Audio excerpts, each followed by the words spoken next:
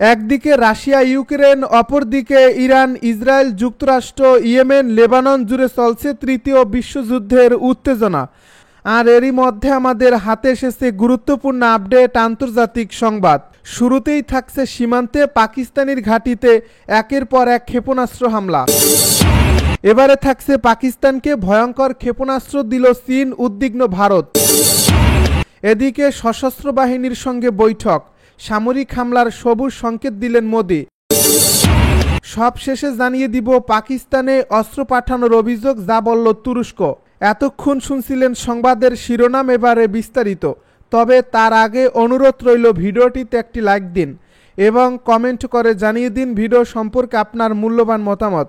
আরও জানিয়ে দিন ভিডিওটি কোথা থেকে দেখছেন বা কোন জেলা থেকে দেখছেন। সীমান্তে পাকিস্তানের ঘাঁটিতে একের পর এক ক্ষেপণাস্ত্র হামলা। কাশ্মীরের পহেলগামে ২৬ জন পর্যটকের হত্যাকাণ্ডের পর ভারত পাকিস্তান সীমান্তে উত্তেজনা চরমে পৌঁছেছে। ভারত এই হামলার জন্য পাকিস্তান সমর্থিত জঙ্গিদের দায়ী করছে এবং প্রতিশোধমূলক ব্যবস্থা গ্রহণের ঘোষণা দিয়েছে। ভারতীয় নৌবাহিনী সম্প্রতি দীর্ঘপাল্লার ক্ষেপণাস্ত্র পরীক্ষা করছে, যা সামরিক প্রস্তুতির ইঙ্গিত দেয়। প্রধানমন্ত্রী নরেন্দ্র মোদী কঠোর প্রতিক্রিয়ার প্রতিশ্রুতি দিয়েছেন এবং পাকিস্তানের বিরুদ্ধে কূটনৈতিক পদক্ষেপ নিয়েছেন, যেমন ইন্দাস জল চুক্তি স্থগিতকরণ এবং পাকিস্তানি কূটনীতিকদের বহিষ্কার। পাকিস্তানের প্রতিরক্ষা মন্ত্রী খাজা মোহাম্মদ আসিফ জানিয়েছেন ভারতীয় সামরিক আগ্রাসন আসন্ন এবং পাকিস্তান প্রস্তুত রয়েছে। তিনি পারমাণবিক অস্ত্র ব্যবহারের হুমকি দিয়েছেন যদি পাকিস্তানের অস্তিত্ব হুমকির মুখে পড়ে। সীমান্তে উভয় পক্ষের মধ্যে গোলাগুলির ঘটনা ঘটছে, যদিও বড় ধরনের ক্ষয়ক্ষতির খবর পাওয়া যায়নি। এই পরিস্থিতিতে আন্তর্জাতিক সম্প্রদায় উদ্বেগ প্রকাশ করছে এবং উভয় পক্ষকে সংযম প্রদর্শনের আহ্বান জানিয়েছে। বর্তমানে সীমান্তে পরিস্থিতি অত্যন্ত উত্তেজনাপূর্ণ এবং যে কোনো সময় বড় ধরনের সংঘর্ষের আশঙ্কা রয়েছে। উভয় দেশই পারমাণবিক শক্তিধর হওয়ায় পরিস্থিতি আরও জটিল হয়ে উঠেছে। পাকিস্তানকে ভয়ঙ্কর ক্ষেপণাস্ত্র দিল চীন, উদ্বিগ্ন ভারত।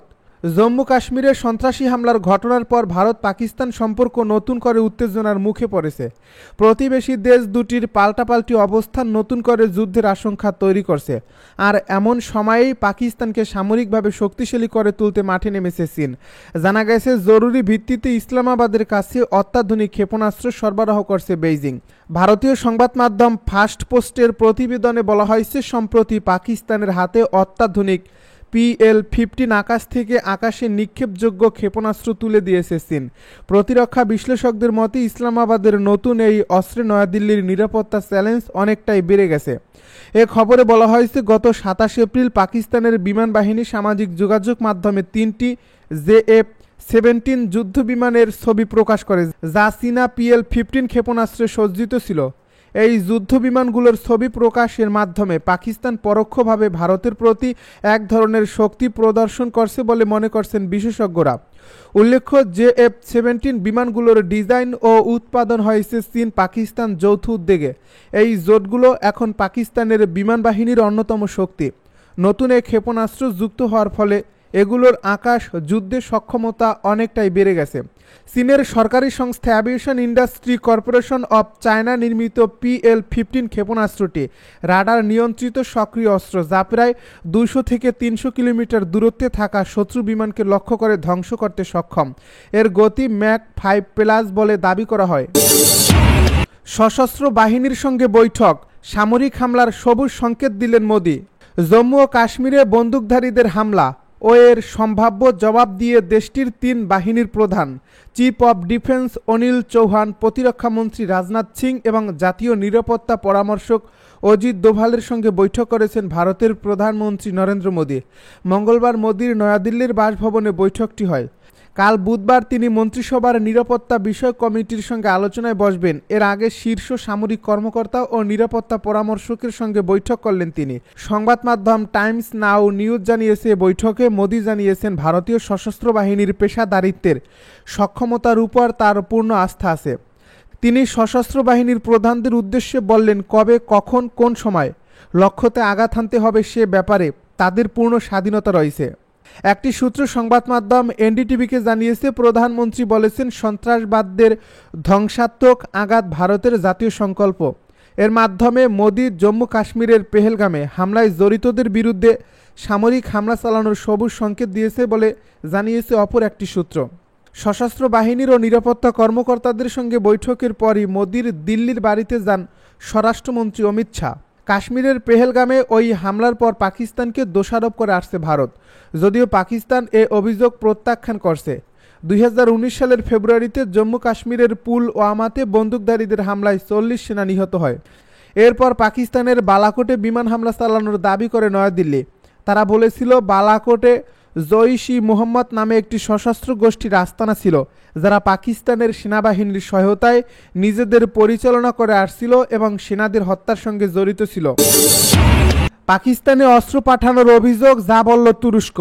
ভারত শাসিত জম্মু কাশ্মীরের সাম্প্রতিক প্রাণঘাতী হামলাকে ঘিরে ইসলামাবাদ ও নয়াদিল্লির উত্তেজনার মধ্যে গুঞ্জন ওঠে পাকিস্তানের সামরিক সরঞ্জাম বহনকারী বিমানে অস্ত্র পাঠিয়েছে তুরস্ক। তবে এই অভিযোগ উড়িয়ে দিয়েছে দেশটি। মঙ্গলবার আনাদুলু এজেন্সির এক প্রতিবেদনের বরাতে এ খবর জানিয়েছে বাংলাদেশের রাষ্ট্রীয় বার্তা সংস্থা বাসস। তুরস্ক সরকারের যোগাযোগ অধিদপ্তর সামাজিক যোগাযোগ মাধ্যম এক্সে এক পোস্টে জানায়, তুরস্ক পাকিস্তানে অস্ত্র ভর্তি 6টি বিমান পাঠিয়েছে শিরোনামে কিছু সংবাদ মাধ্যমের প্রকাশিত খবরটি সত্য নয়।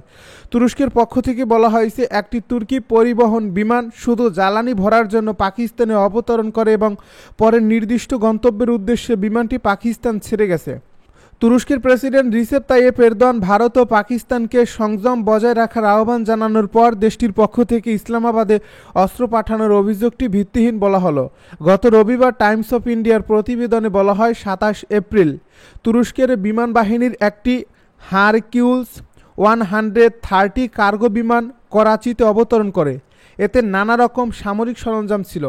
তুরস্ক পাকিস্তানকে প্রতিরক্ষা সহায়তা দিচ্ছে, এটি তারই ইঙ্গিত বলে দাবি করে টাইমস অফ ইন্ডিয়া। এটিকে বৃহত্তর প্রতিরক্ষা সহায়তার অংশ বলে উল্লেখ করা হয় ওই প্রতিবেদনে।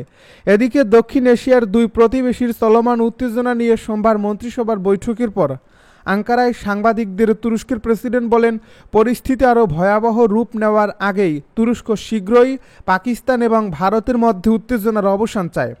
তিনি আরও বলেন, আমরা চাই পাকিস্তান ও ভারতের মধ্যে ক্রমবর্ধমান উত্তেজনা যত তাড়াতাড়ি সম্ভব হ্রাস করা হোক, যাতে পরিস্থিতি আরও গুরুতর হয়ে না ওঠে। ইয়েমেনে হামলা চালাতে গিয়ে সাগরে ডুবে গেল সর্বাধুনিক মার্কিন যুদ্ধবিমান।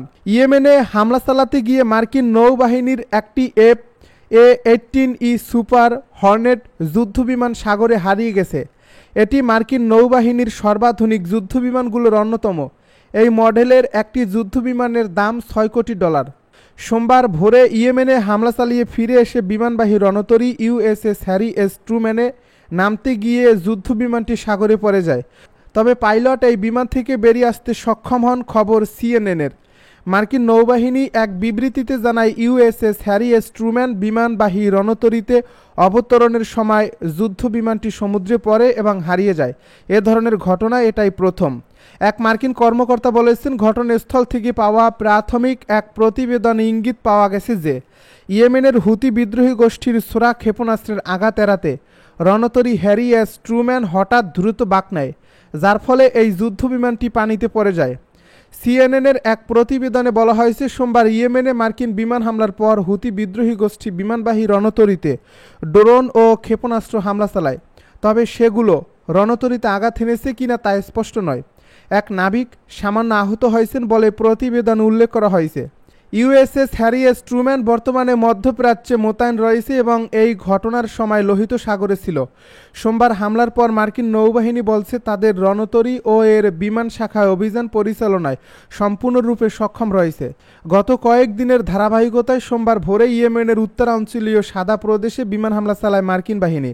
এই হামলায় আফ্রিকান অভিবাসীদের একটি আশ্রয়কেন্দ্রে ধ্বংস হয়েছে। তাতে অন্তত 68 জন নিহত ও আরও 47 জন আহত হন।